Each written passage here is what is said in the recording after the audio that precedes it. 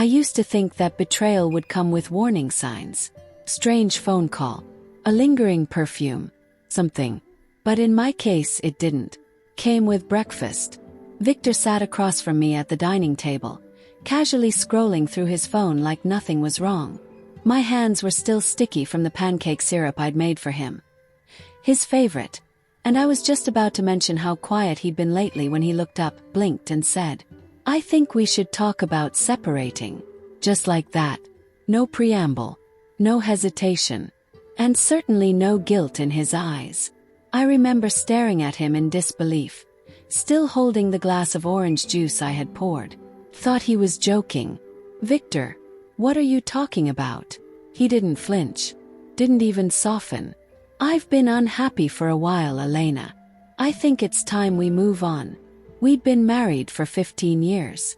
I'd been there when he got rejected from med school the first time, holding him through sleepless nights, feeding him while he studied for the MCAT again. I took extra shifts at the clinic to help with bills. I celebrated with him when he opened his own practice. Elena Family Wellness, he named it. Said it was for me. Now he wanted to move on. I didn't cry. Not then. My voice only trembled once. "Is there someone else?" He didn't answer. That was enough. I didn't scream. I didn't beg. I stood up, walked into the guest room, and sat there for hours. I think I stared at the wallpaper long enough to memorize the pattern. By the next morning, he had packed a suitcase. 2 days later, I got a notice in the mail. Petition for divorce. Figured fine. If he wanted out, he could have it. I wasn't going to fight him for what he no longer wanted. But then things changed. The house. My grandmother's house that we remodeled together. Suddenly had his name on the deed alone. I went to the county office to get a copy of the paperwork, and the clerk gave me a sympathetic smile and said, "Your name hasn't been on this for a few years now." Few years. I was too stunned to speak. I went home and started digging through every file folder we had, but Victor had taken everything.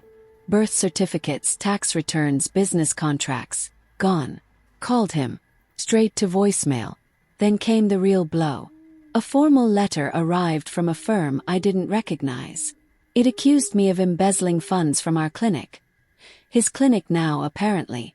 And transferring unauthorized bonuses to my personal account. I almost dropped the letter.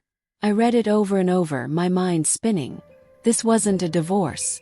This was a full-scale takedown. The next few weeks were a blur of humiliation and fear. The clinic board, staff I had worked beside for over a decade, suspended me while an investigation took place. I was asked to surrender my work laptop and phone. Patients I'd known for years looked at me differently. One even said, "I didn't think you were that type of woman." I tried to explain. I pleaded with the HR manager to look at the files again. But Victor had gotten there first. His version was already gospel. The final nail came when I checked my bank account. It was locked. Victor had claimed joint ownership and flagged it for fraud. I was officially broke. And, as far as the public was concerned, a thief. I stayed at my cousin Marcy's place while I tried to gather what little dignity I had left. She didn't ask questions, just made up the couch and handed me a glass of wine. I hadn't cried until then. "Why is he doing this?" I asked, my voice hollow. Marcy's face was tight. "I don't know. But you need a lawyer. Now." I didn't have money for a lawyer. But Marcy knew someone. An old college friend named Darren who owed her a favor. He agreed to take a look at my case. Darren was blunt. A wiry man with a sharp tongue and a tired look. After reviewing everything, he gave me one of those long, slow nods that meant trouble. "He's done this with precision," he said. "The documents look airtight. The transfers, the emails. It's not sloppy. It's been in motion for a while." "But I didn't steal anything," I said. "He's the one lying." Darren tapped a finger on his desk. "I believe you. But proving it will be like climbing a mountain barefoot. Unless we find something that turns the whole case upside down, you're looking at financial ruin. And maybe even a record." My own family pulled away. My brother sent a polite message saying, Maybe this is a time for self-reflection. My mother, oh that hurt, called to say she was staying neutral for the sake of peace. But Victor's family, that was worse. His mother sent me a text that read, "Please don't contact us again. This is between you and Victor. We're praying for peace." I stared at it for a full minute, then deleted the thread. I didn't expect support. But I didn't expect abandonment either. The only one who didn't say anything at all was Victor's father. Charles was a man of few words, a former Navy officer turned logistics executive. He had always been rigid, formal, distant. In all the years I'd known him, I never once saw him hug his son. Still, I thought we had mutual respect. He once told me I was more organized than any lieutenant he ever had. But after the divorce, he went completely silent. No calls, no text, not even a passive-aggressive Facebook like. I figured he'd taken Victor's side like the rest of them. Just when I thought it couldn't get worse, Victor filed a motion to sell the house I lived in. I received the court summons on a rainy Thursday. My hands trembled as I read the date. I had 3 weeks to prepare. Darren sighed when I showed it to him. "This is it. If we lose this hearing, he can legally evict you. What can we do?" He looked me dead in the eye. "Pray. Or find a miracle." Came out of nowhere. I was scrolling through my email, looking for an old bank statement, when I noticed a message in my spam folder. The sender, Charles Bennett, Victor's father. Subject line, "Meeting request." Opened it. The message was short. "Lena, I've been watching this quietly. Can't sit by anymore. Meet me Friday 7 p.m. Don't tell anyone. Charles." I read it twice. Was it a trap? A setup? Or something else? That Friday I went to the address he sent me. It was a quiet diner on the edge of town, one Victor never liked. I spotted Charles immediately. Still stiff in posture, still wearing that same old navy blue coat he always wore at holidays. He stood when I approached, motioned for me to sit. We didn't speak for the first 2 minutes, just sipped coffee. Then, he said one sentence that changed the direction of everything. "I never transferred that deed." I stared at Charles. "What do you mean you never transferred the deed?" He sipped his coffee slowly, as if weighing every word. "When you and Victor got married, I purchased the house from the bank. Your name was on the wedding gift paperwork. Victor asked me not to make it a big deal, said he wanted to surprise you later with the documents." He paused. I assumed he followed through. I sat there barely breathing. "Wait, are you saying officially the house was in my name?" He nodded once. "I gave him the deed, but he needed your signature to move it into his name or sell it. And based on what's happening." He looked at me pointedly. "I suspect he forged it." Leaned back. My pulse pounded in my ears. Charles pulled a folder from his coat. Inside was a yellowed, notarized original document. My name, clear as day, typed on the ownership line. Elena Marie Bennett. He looked at me and said, "I kept a copy. I always do." That night I called Darren and told him everything. He didn't even try to hide his excitement. We just found our miracle. He arranged for a forensic handwriting analyst, a property law specialist, and even a digital imaging expert to examine the signature Victor had submitted as mine. As each day passed, the picture got clearer. The signature on Victor's deed was slightly off. The angle, the pressure, even the ink. It didn't match any other legal documents I had ever signed. Victor had forged my name. He had stolen the house from me with a pen. But there was more. Darren started digging into the embezzlement case too. We subpoenaed internal financial records from the clinic. And there, buried in the transaction logs, was a duplicate payroll system. Victor had created a ghost account under my name. He transferred bonuses, salaries, and reimbursements into a shadow wallet, then made it look like I had taken the money. It was all him. Every accusation, every ruined relationship, every dollar I'd been blamed for, him. I sat in Darren's office in silence for nearly 5 minutes after reading it. Then I said, I want him to see my face when the truth comes out. The courtroom smelled like old wood and forgotten justice. Victor sat confidently at the plaintiff's table, perfectly groomed in a navy suit. His new girlfriend, who looked like she'd walked out of a magazine ad for expensive perfume, sat behind him smirking. I didn't look away. The judge entered and everything went quiet. The hearing was to decide ownership of the house, the embezzlement charges, and the fate of my professional license. In short, everything. Victor's attorney was slick. He laid out the timeline like a drama. How I had slowly withdrawn funds, how I manipulated access, how Victor, poor man, had tried to help me and only discovered the theft too late. They brought in a character witness, Victor's head nurse, who claimed I'd been irritable, paranoid, and secretive in the months leading up to the divorce. I felt a wave of heat rush to my face. I could practically hear the jury's assumptions forming. Then Darren stood. He didn't bother with a slideshow or theatrics.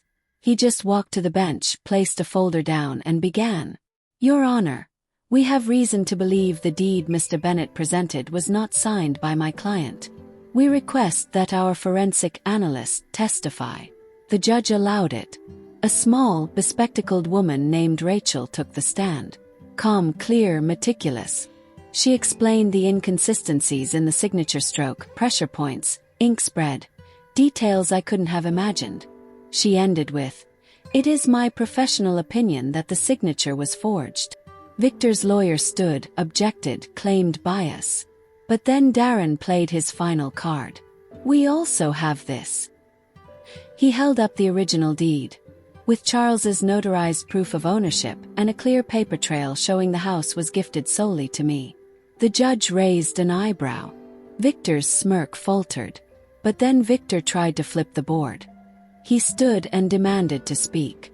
Your Honor, he said, putting on the charm, my father has been mentally declining for some time.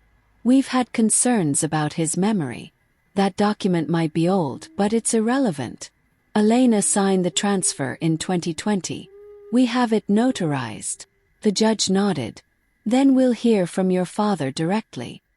He's on the witness list. Victor went pale. Charles walked to the stand slowly. He looked smaller in the courtroom, older somehow, but his voice was steady. The clerk swore him in. Darren asked, "Can you confirm the origin of this deed?" Charles nodded. "Yes, I bought the property, transferred it to Elena in 2008. Victor never told me he moved the title again." Darren held up the 2020 transfer. "Did Elena sign this?" Charles squinted at the paper. Then he looked up. "No, that's not her handwriting." Victor's attorney jumped in. "Sir, with respect, how could you possibly know?" Charles smiled. "I'm a Navy man. I don't guess. I verify." Then he pulled out his phone, tapped a few times, and handed it to the judge. A video began playing. Grainy but clear. It showed Victor in my home office alone, holding a printed document, using a lightbox to trace my signature. The date stamp in the corner matched the day Victor claimed I had signed the transfer. Gasps rippled through the courtroom. Victor shouted, "That's illegal surveillance. That doesn't count." The judge banged the gavel. "Mr. Bennett, sit down." Victor sat hard. Court recessed early that day. Darren looked at me with a strange mix of joy and concern. "We're not done," he said. "But we just cracked the foundation." I nodded, trembling. It wasn't over. Not yet. But for the first time in months, I felt something I hadn't in so long. Oh. In the days that followed, everything began to crumble around Victor. The financial logs we submitted sparked an internal audit of the clinic. Victor was temporarily removed from the board. Patients began canceling appointments. News spread fast. One of the local medical blogs posted about the Bennett scandal. But Victor didn't back down. He doubled down. He filed a motion to dismiss Charles's video as inadmissible. He claimed the footage was digitally manipulated. The judge agreed to hold a hearing to determine the video's authenticity. Panic. If they dismissed that evidence, the case might fall apart. But Darren smiled. Let him dig. The deeper he goes, the more he exposes himself. One night, around 1:30 a.m., I heard a noise outside Marcy's apartment. Car. Then footsteps. Marcy was asleep. I crept to the window and peered through the blinds. It was Victor. He stood there, arms folded, staring at the door. Then slowly he walked back to his car. He didn't knock. He didn't call. He just left. The next morning I found a note under the door. You've made this ugly. Just walk away, Elena. You'll regret it. I showed Darren. He added it to the file. Thanks for the threat, he said. This just keeps getting better. A few days before the final court date, Charles called me again. He didn't want to meet in public this time. When I arrived at his home, he opened the door quietly and waved me in. There was a new tension in his body. Less control, more edge. I need to show you something, he said. He led me to his study and placed a folder on the table. Inside were emails, hundreds of them, between Victor and his attorney, between Victor and the clinic's accountant, even one between Victor and someone at the notary office. All obtained legally, because Charles had administrative access to one of Victor's backup drives. He'd helped set it up years ago. Victor had forgotten, and the emails told everything. Victor's plan to frame me. Months in the making. Payments. Bribe.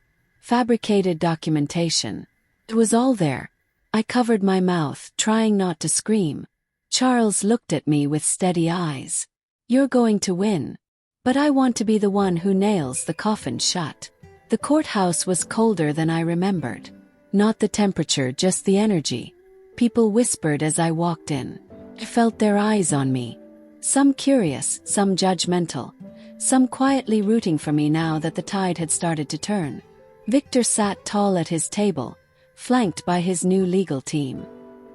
His expression was stony, unreadable, but his fingers tapped on the desk in subtle, anxious rhythms. Darren leaned toward me. He's nervous. But let him sweat. The judge entered. This hearing will determine the admissibility of new evidence submitted by Ms. Bennett's counsel and rule on the petition to reinstate her professional standing and full ownership of the disputed property. I folded my hands in my lap. This was it. Darren stood. His voice measured but full of steel. Your Honor, we have uncovered a digital trail of correspondence proving that Mr. Bennett engaged in a months-long conspiracy to defraud his wife, forge property documents, and manufacture evidence to accuse her of financial crimes. He laid the printed emails on the bench. The judge flipped through the pages. Her brows rose slightly. Victor's attorney objected. Your Honor, we have reason to believe these are fabrications, possibly planted by someone with a vendetta against my client. Darren didn't even flinch. Then let's hear from the person who retrieved them. Charles walked in slowly, carrying a small external hard drive. He was dressed in a pressed suit, his medals on the lapel. Formal, proud, like he'd prepared for a war. The clerk swore him in. Charles looked directly at the judge. This is the backup server Victor asked me to set up 3 years ago. I retained administrative access, as he often forgot passwords. When I noticed irregularities during the initial hearing, I logged in and extracted this archive. All metadata is intact. Nothing was altered. The judge leaned forward. Did your son know you still had access? No, Charles said calmly. He assumed I was too old to remember. The courtroom let out a ripple of muted laughter. But I wasn't laughing. My throat tightened. I knew what was coming. The judge reviewed the transcripts. Then she asked, "Can you direct the court to the most incriminating messages?" Charles pointed to an exchange between Victor and his notary contact. Victor, she'll never check. She still trusts me. Sign it yourself if you have to. I'll cover the rest. Contact. You sure you want to go that far? Victor, she's not leaving me with nothing. I made this life. She'll get what I give her or nothing. I turned my face slightly away. The humiliation even now felt sharp. But Darren wasn't done. Your Honor, we'd also like to introduce phone transcripts between Victor and a contractor hired to install the security cameras in Ms. Bennett's home, without her consent. Victor jumped up. Objection. My father had no authority to access those records. The judge held up a hand. Sit down, Mr. Bennett. You're under oath if you speak again without permission. He sat. Slowly. It was a domino collapse. One email led to another. Then a phone record. Then a wire transfer. Victor had paid for forged notary stamps. He had fabricated logs to show that I'd been taking bonuses, by logging into the clinic system after hours using a staffer's ID and spoofing my access. He had even changed the security passcode on our home office so I couldn't get in, then filmed himself forging my signature on documents. Each piece of evidence hit like a hammer. The judge turned to Victor. You may want to consider legal counsel for potential criminal charges. Victor's attorney whispered furiously in his ear. But I could see it in his face. He was done. It didn't take long. The judge ruled in my favor on all counts. Full reinstatement of my professional license. Dismissal of all embezzlement claims. Sole ownership of the house. And a formal court apology entered into the record. But she wasn't done. He turned to Victor. This court finds you in contempt, having submitted forged documents and false testimony. Charges of fraud and perjury will be forwarded to the district attorney's office. Gasps erupted around the room. Even Victor's girlfriend looked like she wanted to vanish. Victor, for the first time, didn't have a word to say. He just sat there, silent. I walked out of that courthouse with Darren and Charles beside me. People took photos. Reporters shouted questions. One even asked me if I'd consider suing for damages. But I didn't answer. I wasn't ready for that part yet. Outside, Charles touched my arm. I owe you an apology, he said quietly. I believed my son because I didn't want to see what he was. Failed you. I failed him too. I turned to him, searching his face. I used to think you didn't like me, I said. Now I know. You just didn't know me. He nodded. I do now. Then he did something I never imagined. He hugged me. Real hug. A week later, Darren called me.